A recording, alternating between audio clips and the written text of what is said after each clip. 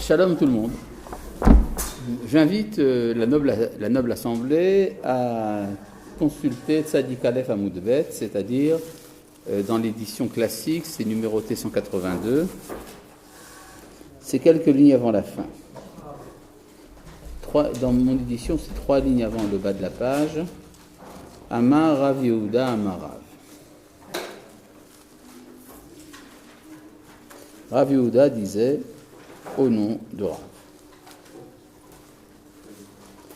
Pourquoi est-ce que nous parlons ici de Rav? Parce qu'il nous a donné un enseignement, je crois, plus haut. Non, il ne nous a pas donné d'enseignement plus haut. Enfin bon, nous allons voir quand même. Bon. Kol hamoneh halacha mipi talmid. Tout celui qui prive un enseignement de son élève. C'est-à-dire, il refuse de lui enseigner. Ki'ilu gozlo min achalat avotav, c'est comme s'il lui volait l'héritage de ses ancêtres. Oh, comme c'est gentil. Que d'émotion. C'est l'émotion, n'est-ce pas? Ouais. Oh là là.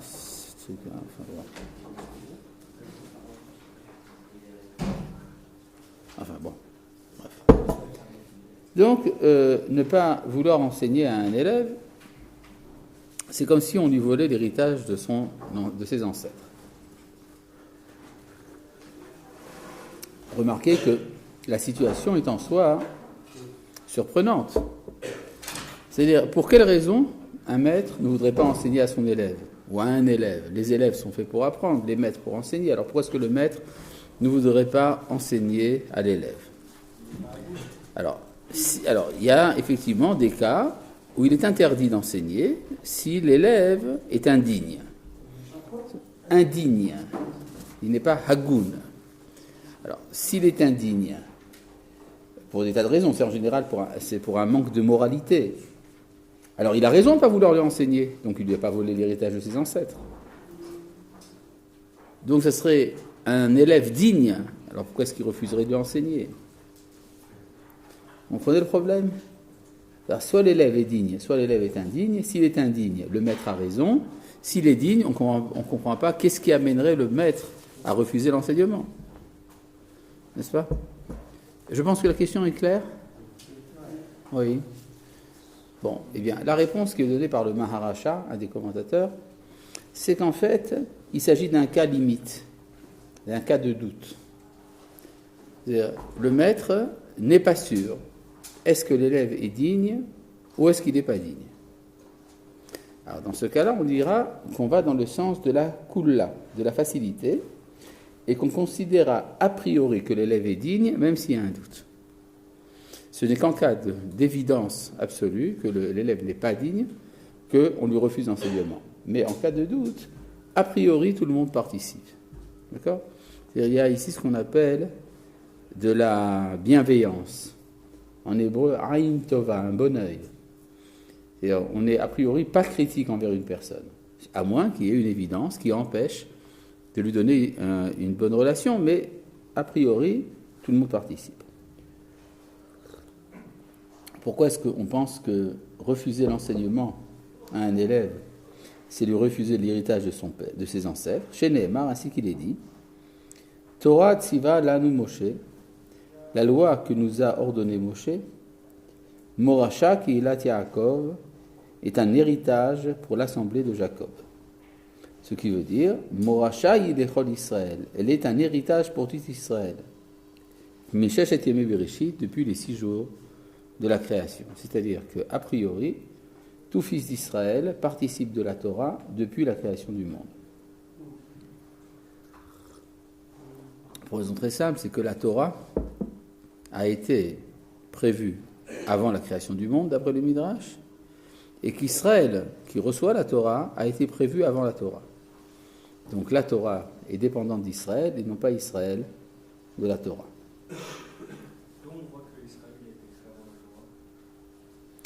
D'où est-ce qu'on sait qu'Israël a été créé avant la Torah? Le Midrash lui-même donne la réponse. Parce qu'il est dit dans la Torah, parle aux enfants d'Israël. Ce qui veut dire que la Torah est une parole qui est adressée à une identité humaine particulière, celle d'Israël. Amar Rav Hana bar Bizna. Là, on a un deuxième enseignement qui va dans le même sens, mais ça va plus loin. Amar Rav Hana bar Bizna. Rav Hana bar Bizna disait Amar Rabbi Shimon Hassida, au nom de Rabbi Shimon Hassida, le pieux. Kol hamoneh halacha mipi talmid, tout celui qui prive un enseignement de la bouche de son élève, afilu ubbarin shebim'ai immo miqallelin oto, même les embryons qui sont dans les entrailles de leur mère le maudissent. Chez Nehemar, ainsi qu'il est dit, Moné Abar, celui qui prive du froment, Yikevu les hommes, la nation le maudira. Ve'en les hommes et la ubarim, or quand on dit nation, cela veut dire les embryons. Chez Nehemar, ainsi qu'il est dit, où le homme, mi le homme yehematz, une nation l'emportera sur une autre nation. Et là-bas, il s'agit d'embryons.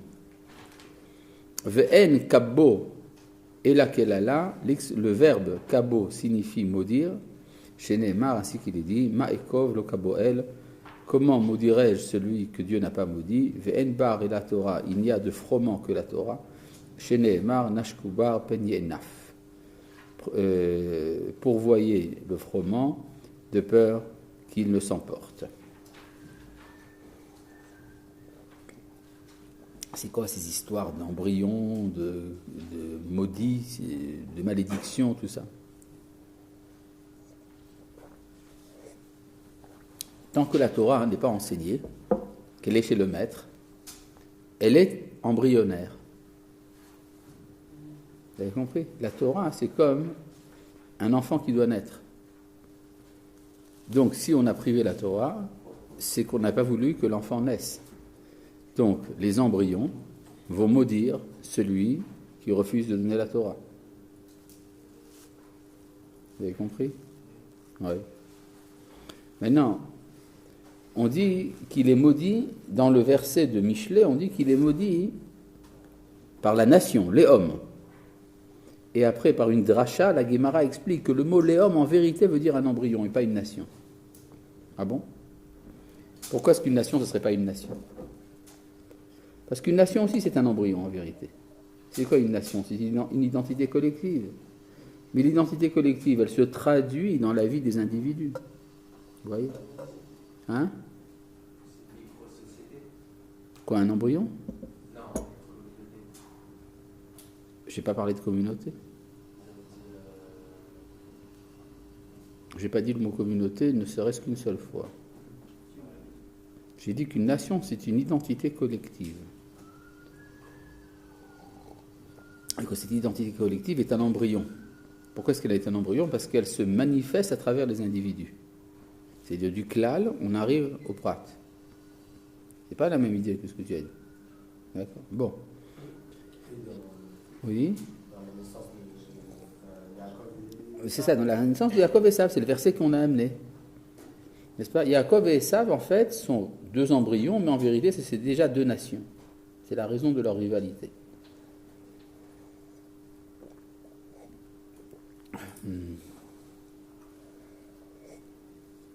De quoi ils discutaient là-bas, les deux embryons, dans le ventre de leur mère? Rachid nous dit, les deux embryons, Yaakov et Esav, c'était Rabbi et Antoninus. C'est-à-dire, c'est la relation fraternelle possible entre Rome et Israël, tant que ça n'entre pas dans le politique.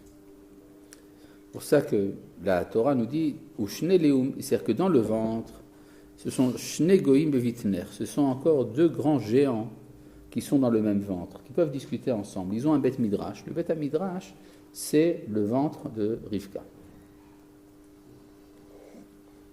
Mais, ou Shne Leumim, Mime'aïch et Paredou, quand ils vont devenir deux grandes nations, ils vont se séparer de tes entrailles. C'est-à-dire, dès qu'on rentre dans la réalité politique, ça ne peut pas marcher. Mais, au niveau individuel, des entretiens de type élevé, philosophique et autres, entre Rabbi et Antoninus, ça c'est possible. Et là-bas, c'est de la Torah, d'une certaine manière. Mais l'expression maudire, yikrevuhu le'om, il sera maudit par la nation. L'expression habituelle pour dire maudire, c'est quoi en hébreu? Arour ou les kalel. Mais l'expression, la kov, est une expression plus rare. C'est ça? Yikrevuhu le'om. C'est vrai que ça veut dire maudire, mais c'est une expression rare. Cette expression, on la trouve chez Bil'am. Bil'am, qui veut maudire Israël et qui n'y arrive pas. D'où vient cette expression de la kov pour maudire? Ça vous rappelle une autre signification de cette racine? Alors, l'akriv, il y a un resh. Là, il n'y a pas de resh. Oui. Hein? La koum, il y a un même. Là, il y a un bête. Donc, il serait difficile de dire que c'est la même chose. Hein? Je n'ai pas compris. Aikev, alors tu as rajouté un aïn qu'on ne trouve pas dans le verbe la kov. Hein? Kav, il y a une mesure qu'on appelle kav, c'est vrai. Il y a ça aussi, ça c'est vrai, oui. La akov avec un aïn. C'est ça? J'ai dit la kov, lamed, kouf, vav, bet. C'est à rapprocher du mot nekev. La kov veut dire troué. Comment? Transpercer. Donc la kov veut dire à la fois maudire et percer. Percer un trou. On appelle ça troué. N'est-ce pas? C'est-à-dire qu'une des formes de la malédiction, c'est de devenir un trou. C'est quand quelqu'un fait quelque chose de grave, on l'envoie au trou. N'est-ce pas? Le trou, c'est la vacuité. C'est disparaître. C'est-à-dire que celui qui a de la Torah ne veut pas la transmettre, alors sa Torah, c'est plus de la Torah. Alors qu'est-ce qu'elle devient, sa Torah? Ben, elle se vide. Et donc, lui devient un trou. D'accord? Et c'est très embêtant, ça. Oui? Hein? Nekeva, oui, mais Nekeva, oui, bien sûr. Nekeva, femelle, c'est ce qui est troué. C'est la même chose. Il y a un vide dans le ventre de la femme pour recevoir l'enfant. D'accord? C'est le mot nekev. Et donc, rien à voir avec le kabab d'ailleurs. Le kabab n'a rien à voir avec ça, bien que c'est la même racine grammaticalement, mais c'est de l'arabe et ça c'est de l'hébreu. Mais, bien, kebab. En tout cas, la malédiction qui est de devenir un trou, ça veut dire qu'on a perdu le sens de son existence. Comment? Il a de la Torah, il ne veut pas la donner. Alors à quoi elle sert sa Torah? C'est plus de la Torah. Mais il y a aussi autre chose.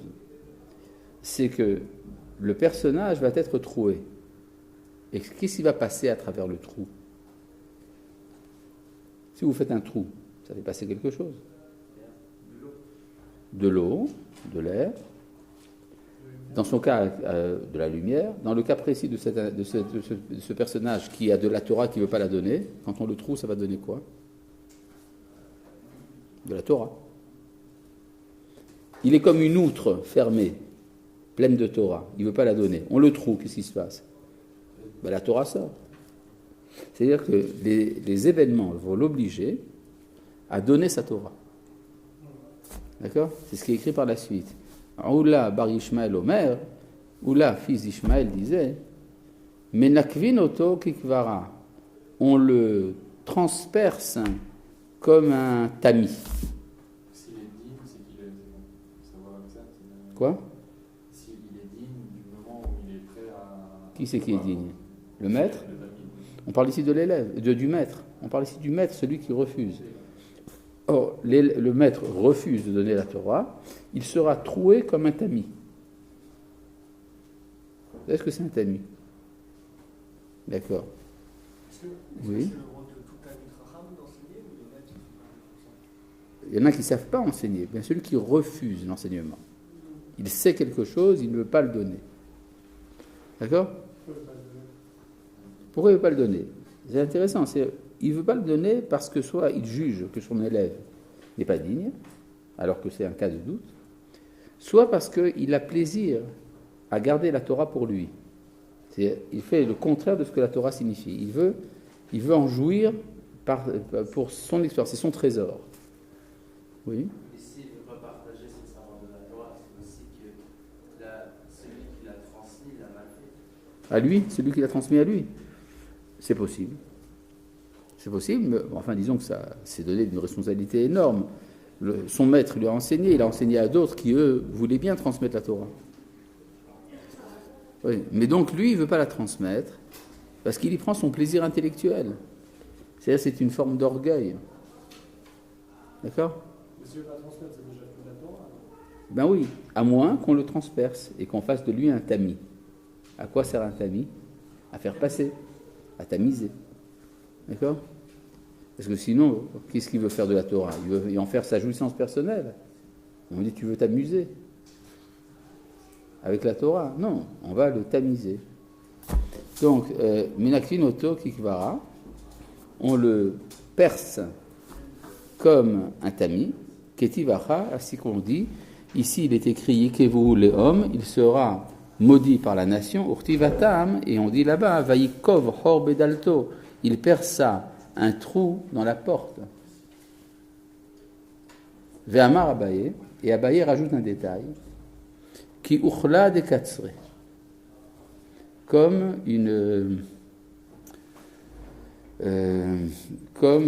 les trous d'une lessiveuse. Il y avait dans la manière de faire la lessive dans l'Antiquité, on mouillait des vêtements avec un ustensile fait de trous, enfin, dans lequel il y avait des trous et qui faisait passer l'eau pour asperger. N'est-ce pas ? On faisait avant ça aussi pour les faire à repasser avant qu'il y ait le système automatique pour humecter. Il y avait un humecteur. L'humecteur, c'était une petite bouteille avec des trous dans laquelle on versait de l'eau. Alors Abaye nous dit non seulement il sera percé comme un tamis, mais il sera percé comme un humecteur. Ah bon ? Pourquoi c'est tellement important de savoir comment il est percé ? Parce qu'il faut le laver lui aussi. C'est en donnant la Torah, il sera lavé de sa tâche. Ve'im limdo mascharo. Et s'il lui a quand même enseigné quelle est sa récompense, Amar Rava Amar Rav Sheshat zoché levrachot ki Yosef. Celui qui enseigne la Torah mérite des bénédictions comme Yosef. Chez Nehemar, ainsi qu'il est dit, Uvracha le rosh mashbir. La bénédiction est sur la tête du pourvoyeur. Ven mashbir et la Yosef. Or, il n'y a de pourvoyeur que Yosef. Chez Nehemar, ainsi qu'il est dit, Ve Yosef hu ashalit al haaretz. Yosef est le maître du pays. Ou à mashbir lechol ha'maaretz. C'est lui qui pourvoit pour tout le peuple de la terre. Donc, celui qui enseigne la Torah est béni à la manière de Yosef. C'est-à-dire que quand quelqu'un donne, il est béni dans le fait qu'il donne. C'est-à-dire, il sert de tuyau. Quand on est un tuyau, on est alimenté soi-même. Il y a par exemple un maître du nom de Rabbi Hanina ben Dosa, dont il est question dans le traité de Berachot. Et la Gemara dit que Dieu proclame tous les jours, le monde entier est nourri par le mérite de Hanina, mon fils. Et Hanina, mon fils, n'a besoin que d'un cave, la quantité dont on parlait tout à l'heure, que d'un cave de caroube de la sortie du Shabbat à l'entrée du Shabbat. C'est-à-dire que par semaine, tout ce qu'il mangeait pendant la semaine, Rabbi Hanina, c'était une petite quantité de caroube. Je ne sais pas si vous avez déjà essayé de manger des caroubes en quantité. C'est bon, enfin ça dépend de l'état. Parfois ça se sèche, c'est assez dégueulasse. Enfin bon, en tout cas, c'est pas très suffisant quoi pour nourrir un homme. Mais en tout cas, Rabbi Hanina, lui, il avait assez de cette petite quantité de caroube pour tenir toute la semaine. Pourquoi ? Parce que comme c'est lui qui pourvoit la bénédiction du monde, il est béni du fait même qu'il donne. Donc il n'a pas besoin de beaucoup. Donc il ressemble à Yosef. Yosef, c'est celui qui a pourvu quoi ? Qu'est-ce qu'il a donné, Yosef? Manger. À manger, du blé, n'est-ce pas? Du blé, de l'orge. Il donnait donc de la récolte, de l'économie. Tout ça, c'est dans quel monde? L'Olam Hazé ou l'Olam Haba? L'Olam Hazé. C'est-à-dire que la Torah, l'enseignement de la Torah va fournir la subsistance de l'enseignant dans le Olam Hazé. Ce qui est assez surprenant, parce qu'on n'a pas le droit de recevoir de l'argent pour l'enseignement de la Torah. Ça veut dire qu'il sera béni par ailleurs, dans son travail. N'est-ce pas? Ça veut dire. Il y avait à Tunis, il y avait un maître du nom du Rav Matzliach Mazouz. Vous avez entendu parler de lui? Ouais. Rabbi Matzliach Mazouz. Il s'est fait assassiner en 1971. Rabbi Matzliach Mazouz était le rabbin de la ville. Il était également le dayan de la ville. Et il n'a jamais reçu d'argent pour le rôle qu'il remplissait, alors que ça lui prenait énormément de temps. Pour sa subsistance, il était orfèvre. Il faisait des bijoux. Alors c'était ça son travail. Pourquoi je vous raconte tout ça? Ah oui, pour vous dire que quand on dit qu'il sera béni matériellement, c'est pas parce qu'il sait enseigner qu'il sera bien payé, mais parce qu'il enseigne la Torah, il amène sur lui la bénédiction à la manière de Yosef, dans son travail. Oui.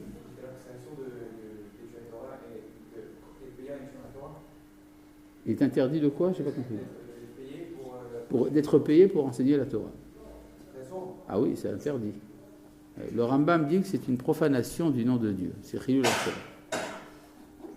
D'accord?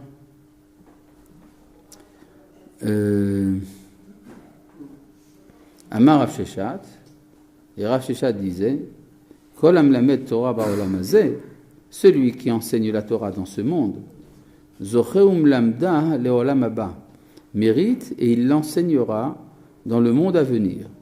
Sheneemar umarve gam hu yore, celui qui abreuve, eh bien, il enseignera.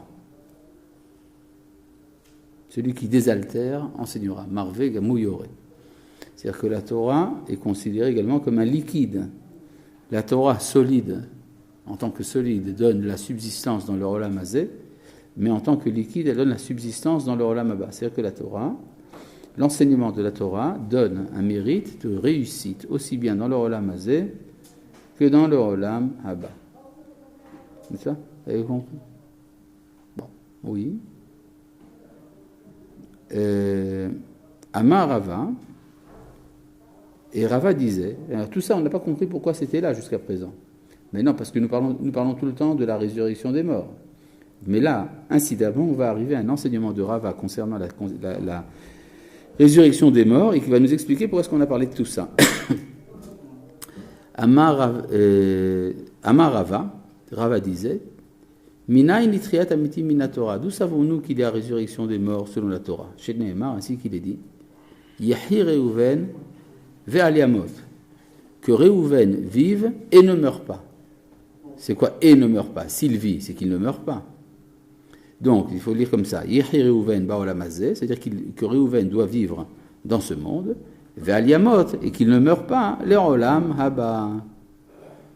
C'est-à-dire que Reuven a un mérite qui fait qu'il recevra sa récompense dans le Olam Hazé et dans le Olam Haba. Donc, vous avez compris que dans le premier enseignement, celui de Rava, alors, au nom de Rav Sheshat, celui qui enseigne la Torah a un mérite comme celui de Yosef, donc qui concerne sa subsistance dans le Olam Hazé.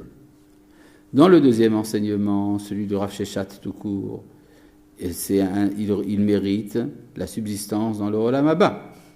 Et après, Rava nous dit dans le Olam Hazé et dans le Olam Haba. N'est-ce pas? Donc l'enseignement de la Torah donne une telle vitalité que l'homme est rempli par son enseignement, et donc il ne manque de rien. Oui. Pourquoi la Gemara ne comprend pas Reuven il va au vivre, et comme ça sera une vie éternelle, alors c'est pour ça qu'il ne mourra pas. Parce que si il s'agissait de donner une vie éternelle seulement à Reuven, il y aurait écrit Yehi Reuven, point. Si Reuven doit vivre, c'est qu'il ne meurt pas, donc c'est la vie éternelle dans le Olam Haba. Si on dit Ve aliamot, c'est qu'il y a deux manières de ne pas mourir. D'accord?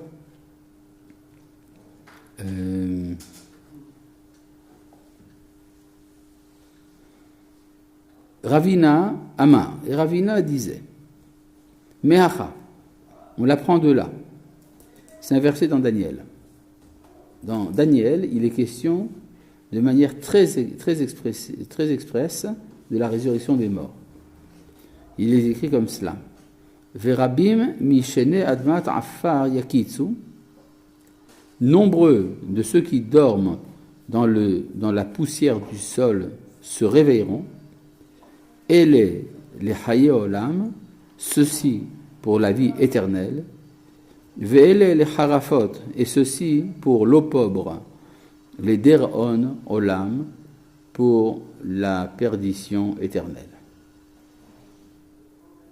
Donc, on voit bien que le prophète Daniel a parlé en toutes lettres de la résurrection des morts.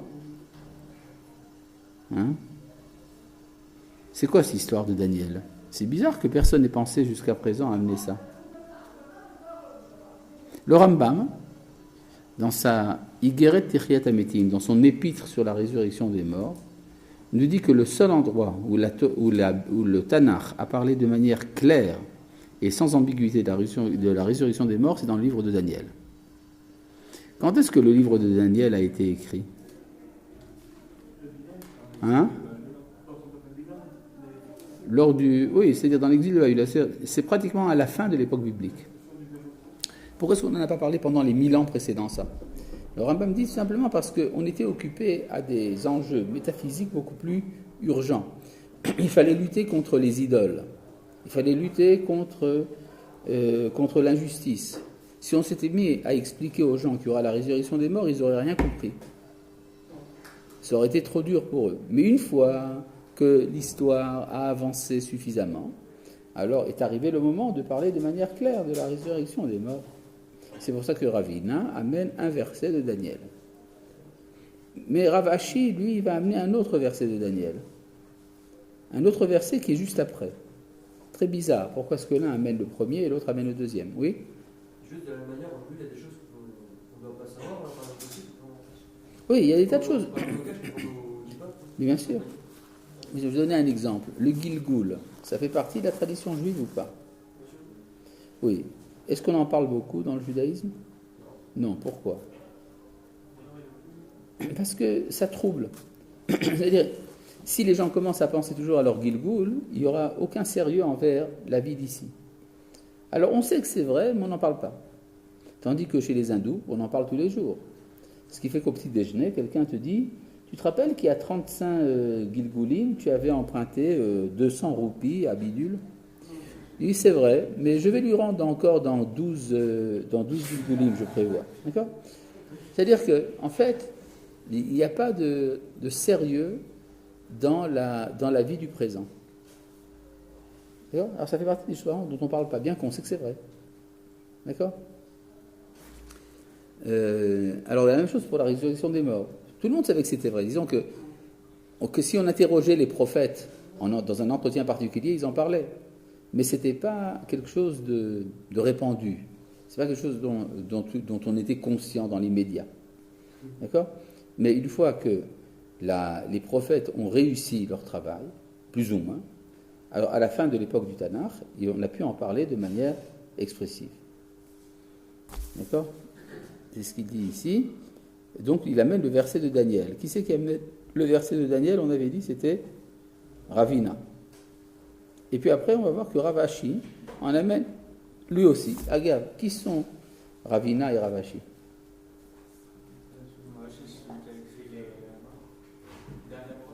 C'est pas vraiment le dernier Amora, mais enfin ce sont les deux Amoraïm, Ravina et Rav Ashi, qui ont entrepris de rédiger le Talmud.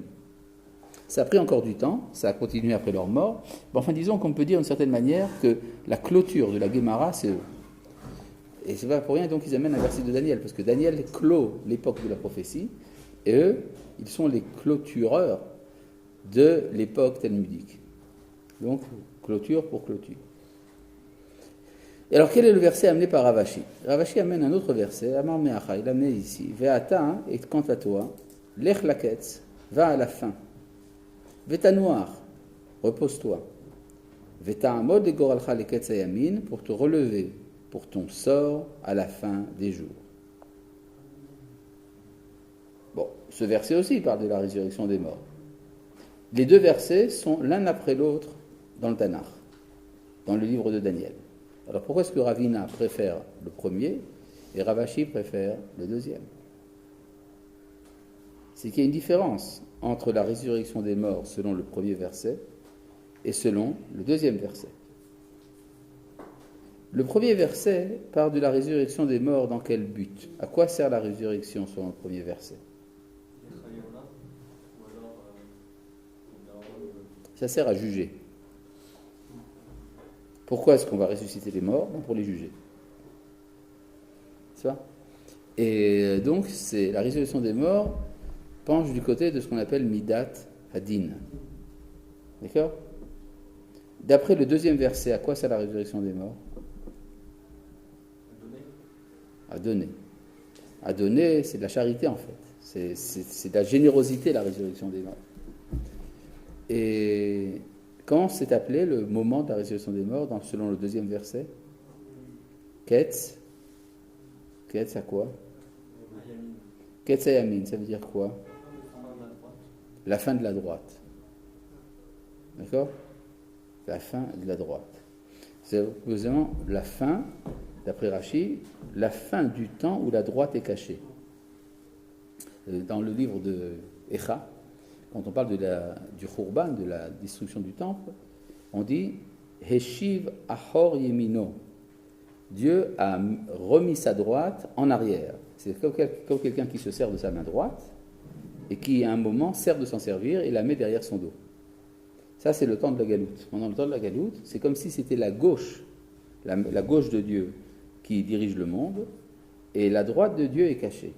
Ketzayamin, c'est le temps où la droite va réapparaître, nous dit Rashi. D'accord? C'est-à-dire que la résurrection des morts, et pour ramener la droite c'est quelle mida? Midat chesed, c'est la générosité. Tandis que la gauche, c'est ce qu'on appelle midat hadin, la rigueur. Ravina a une tendance naturelle à parler des versets de midat hadin, et Ravashi a une tendance naturelle à parler des versets de midat chesed. Et ce pourquoi? Parce que l'un est le Rosh Yeshiva de Pumbedita et l'autre le Rosh Yeshiva de Soura. Vous savez qu'il y avait à Babylone deux grandes académies talmudiques, Soura et Pumbedita.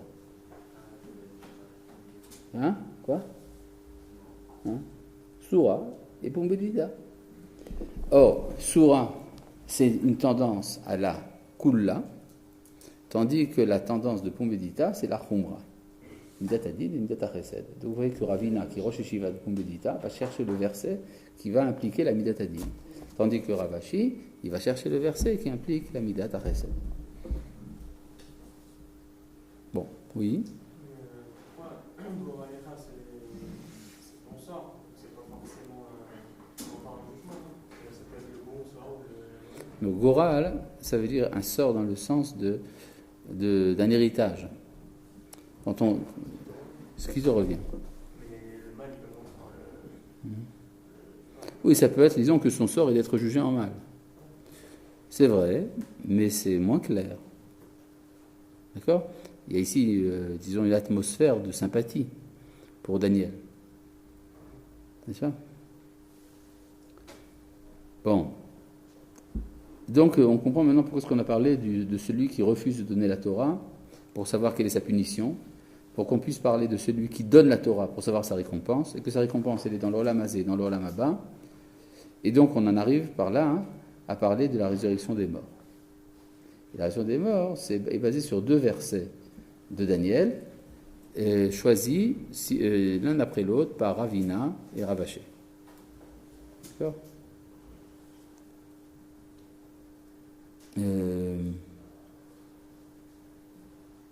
Amar Rabbi Elazar. Maintenant, nous avons ici une série d'enseignements de Rabbi Elazar, quelque chose comme une dizaine d'enseignements. Court mais significatif. Amar Rabbi Elazar.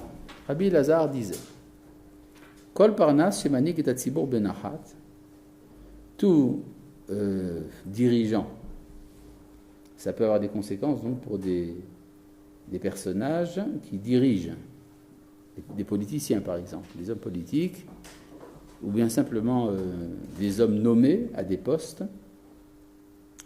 Et il y a un problème, c'est quand on a le pouvoir en main, le pouvoir peut être utilisé pour le bien de la communauté, il peut être utilisé en mal, pour le bien de la personne elle-même. À part ça, également, même quand on veut le bien de la communauté, il y a une manière de le faire qui est dure et une manière qui est douce. Alors, Rabbi Lazare nous dit, quel est l'intérêt qu'il y a pour le dirigeant de diriger avec douceur? Kol parnas shemanik et hatzibur benahat, tout dirigeant qui dirige la communauté, enfin disons le public, avec douceur, zoché ou manigam leolam haba, aura le mérite de les diriger dans le monde à venir. Chez Nehemar, ainsi qu'il est dit, Ki merahamem yenahagem, c'est celui qui les prend en pitié, qui va les diriger.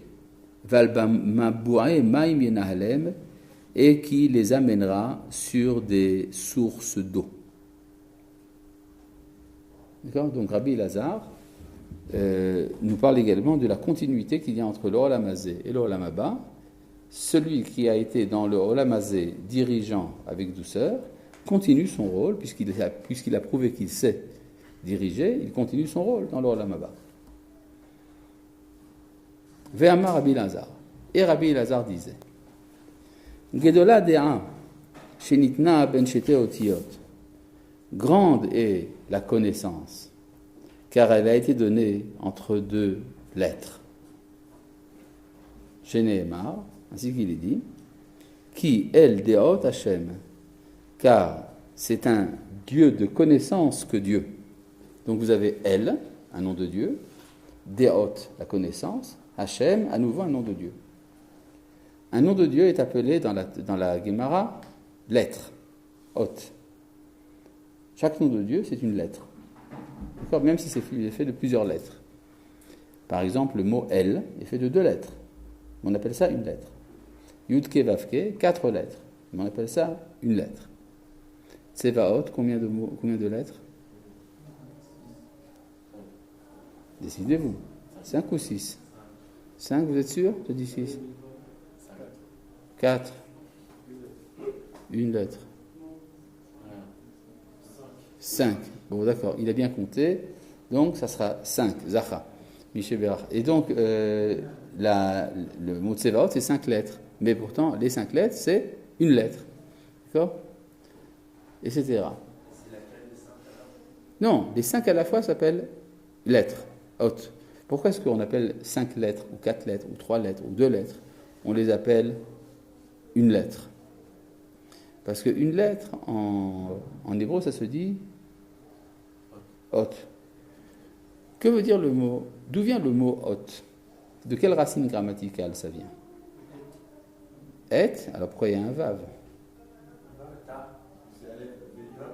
Aleph Vetav, c'est pas une racine grammaticale dans ce cas-là.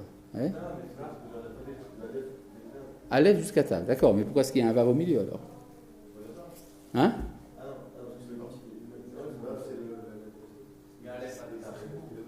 C'est donc pour dire hâte, oui ? On dit Hachem, il est entre le Da'at, il est entre 2 lettres, entre Aleph et Tav. Non. Je demande pourquoi est-ce que les noms de Dieu sont appelés Hot ? Parce que Hot, exactement, ça veut dire le désir. C'est une volonté. Il y a un verbe, iva, d'où vient le mot ta'ava, Aleph, Vav, He. Et quand vous voulez donner une forme fixe, vous mettez un tav. Le O devient Hot. N'est-ce pas ? Ça veut dire également en araméen venir, ata. C'est-à-dire, il y a ce qui vient à nous, la volonté qui se révèle à nous, ça s'appelle hot. Alors on dit également une lettre, parce qu'une lettre aussi est une forme de volonté. Vous comprenez pourquoi est-ce que dans la littérature kabbalistique, les lettres ont une tellement grande importance, que les lettres sont considérées comme les particules de base de la volonté. D'accord ? Bon. Donc, oui. Pourquoi à chaque fois plusieurs fois quand on veut dire qu'une idée est grande, elle est précisément donnée entre le nom. Oui, c'est le cas ici. Oui, c'est-à-dire que si on met au même niveau la connaissance et les noms de Dieu, ça veut dire que la connaissance est quelque chose de divin. Pourquoi le nom quel ? Pourquoi elle et Hachem ? Ben pourquoi pas? Pourquoi forcément cela, tu dis? Pourquoi on dirait pas en Tsevaot, ça? Parce que plusieurs fois, pour nous dire la grandeur du Mida, par exemple, la Mekama, Oui. On dit aussi Nikamot Hachem, oui. C'est-à-dire que elle, selon les kabbalistes, c'est le chesed. Hachem, c'est, selon les kabbalistes, Rachamim. Et donc ce qu'on met au milieu, c'est la Gevura, la spécificité. D'accord? El Deot Hachem. Ve'amar Rabbi Lazar, et Rabbi Lazar a dit, Gadol Mikdash, grand est le Bet Hamikdash, le temple, le sanctuaire.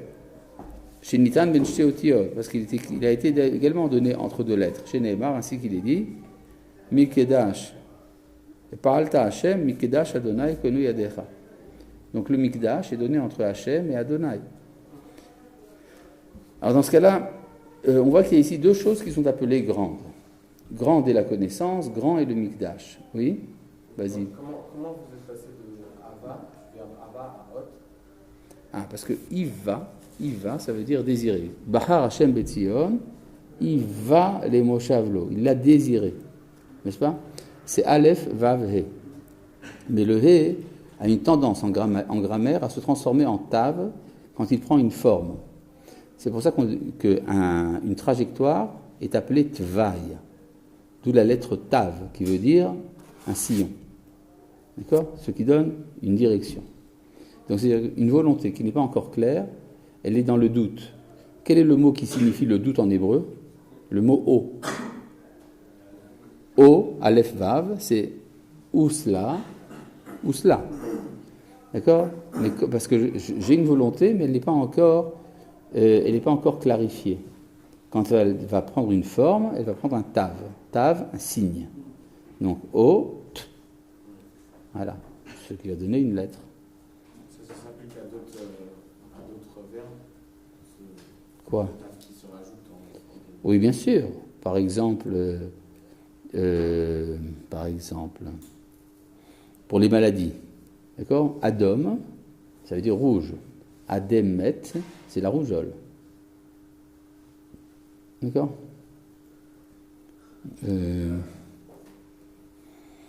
D'ailleurs, en arabe, il y a un phénomène qu'on appelle le ta marbuta. Je ne sais pas si tu as entendu parler de ça. Quelqu'un qui sait ce que ça veut dire ta marbuta? Tu sais pas ce que ça veut dire? Tu peux parler l'arabe? Franchement.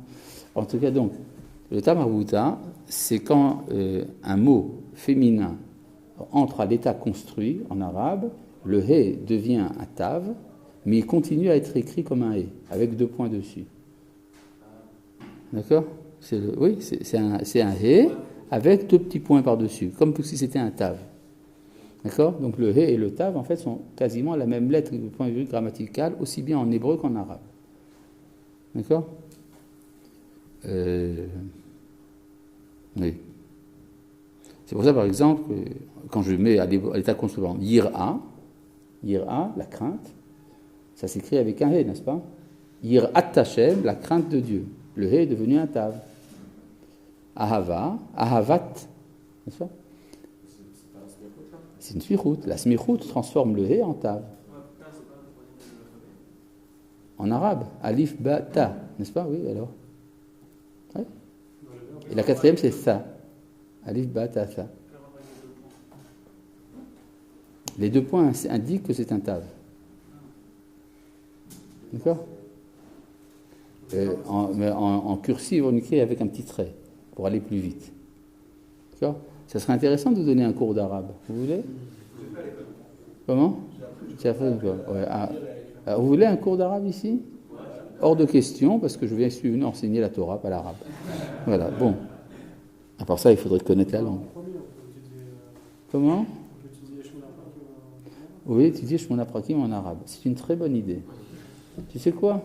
Je vais y penser. Je vais consacrer un certain temps de réflexion à ça. Bon. Donc, on voit ici qu'il y a 2 choses qui sont considérées comme grandes. La première, la connaissance. La deuxième, le Bet Hamikdash. Quel est le rapport entre les deux?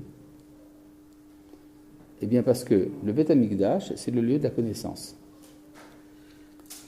C'est d'ailleurs pour cette raison, on va voir par la suite, regardez quelques lignes plus tard, Ve'ama Rabbi Lazar, c'est pour ça que Rabbi Lazar disait, Kol Adam Sheyesh Bo Dea, tout homme qui a la connaissance, Ke'ilu nivna bet hamikdash beyamav, c'est comme si le bet hamikdash avait été construit de son vivant. Pourquoi? Chez Zenitan ben shete otiot, car celui-ci a été donné entre deux lettres. Zenitan ben shete otiot, et ça aussi a été donné entre deux lettres. Oui. C'est pour ça que la Gemara elle dit Kivan chez Israël ben Motaola, Torah Gadol à cause de ça, parce qu'on a plus le Tamigdash. Non, parce qu'on n'a plus de royauté. Là-bas, le verset, c'est Malka Vesareha Bagoyim en Torah. D'accord? Maintenant, je reviens en arrière. La Gemara demande dans ce cas-là, mais alors, Matkifla Rav Ada Karhina. Rav Ada Karhina objectait. Je suis revenu un peu en arrière. Et la Me'ata Gedola Nekama. Alors, si c'est vrai, ça veut dire que grande est la vengeance. Shenitna Ben Shteotiot, parce qu'elle est donnée entre deux lettres. Dirtiv, ainsi qu'il est dit. El Nekamot Hashem. Dieu de la vengeance est Dieu. El Nekamot Ophia, Dieu de vengeance, manifeste-toi. Or, la vengeance vient d'une certaine rage, d'une qualité de la personne qui est un défaut. C'est de la colère, la vengeance. Donc, comment est-ce qu'on peut dire de la vengeance qu'elle est grande? Je parle ici de la question. D'accord? Est-ce que la question de la Gemara est claire? Oui? Oui ou non? Oui, très bien. Alors, il y a une réponse. Marley, il lui a répondu, les milte hachiname, quand elle est en sa place, c'est bien. Pourquoi? C'est-à-dire que la vengeance, en fait, c'est une exigence de justice. En fait, il y a deux manières de vouloir la vengeance. Il y a la vengeance vengeresse et la vengeance justicière. Ce n'est pas du tout la même chose. C'est un état d'esprit tout à fait différent. Quand je veux me venger parce que je suis en rage, en fait, je me fais du mal à moi-même. Et quand je veux me venger pour que la justice soit faite, je me fais du bien à moi-même. D'accord? Ce sont deux motivations différentes. C'est assez difficile de faire la différence parfois entre les deux, mais c'est ça que ça veut dire. D'accord? Keder Oula, comme disait Oula. De Amar Oula, Shteofayot alalou lama. Pourquoi est-ce qu'il y a écrit deux fois manifeste-toi? Achat limidat tova, ve achat limidat poranut. L'une pour le bien et l'autre pour la catastrophe. Ve Amar Rabbi Lazar, et Rabbi Lazar disait Kol adam shesh bodea, tout homme qui a de la connaissance, kilu nivna bet hamikdash bi'amav. C'est comme si le bet hamikdash était construit de son temps, chez Zenitan ben Shteotiot, car les deux ont été donnés entre deux lettres. Ça veut dire qu'une certaine manière, quand quelqu'un est habité de la connaissance, c'est comme si lui-même était le Bet Hamikdash. Il y a des cas comme ça. Par exemple, la Mishnah nous dit que quand quelqu'un veut faire la prière et qu'il est en Chutz La'aretz, en quelle direction il va? En direction d'Eretz Israël. En direction d'Eretz Israël. S'il est en Eretz Israël, en direction de Jérusalem. Et s'il est à Jérusalem, en direction du Bet Hamikdash. S'il est dans le Bet Hamikdash, en direction du Kodesh HaKodashim. S'il est dans le Kodesh HaKodashim, en direction de la Kaporet. Et s'il ne sait pas où il est, alors la Mishnah nous dit Yechaven et libo keneged bet kodesh hakodashim. Il doit orienter son cœur en direction du Saint des Saints. Comment est-ce qu'il peut orienter son cœur en direction du Saint des Saints s'il ne sait pas où il est? Ça veut dire qu'il doit considérer que son cœur, c'est comme le Kodesh HaKodashim.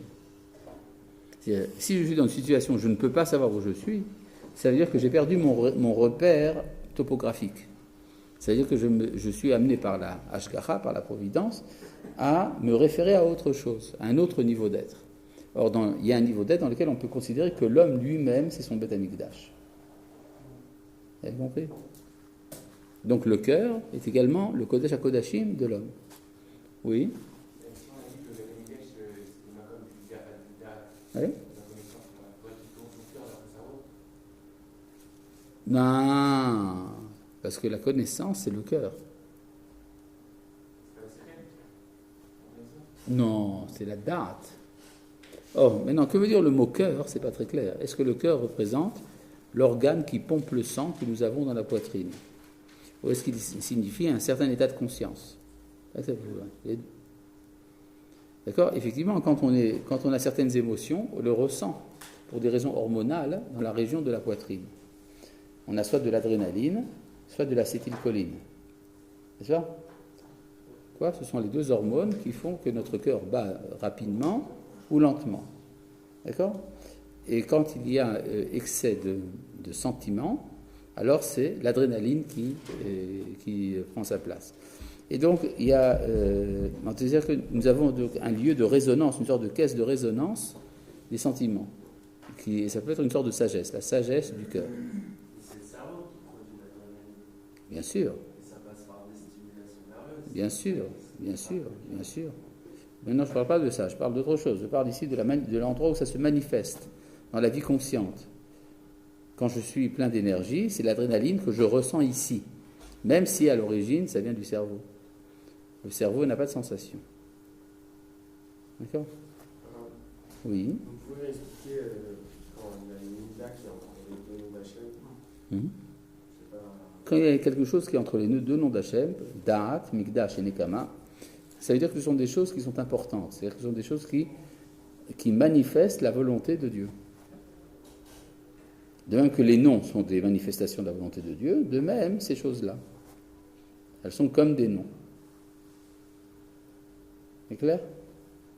Ou comme des lettres, si tu veux. Oui.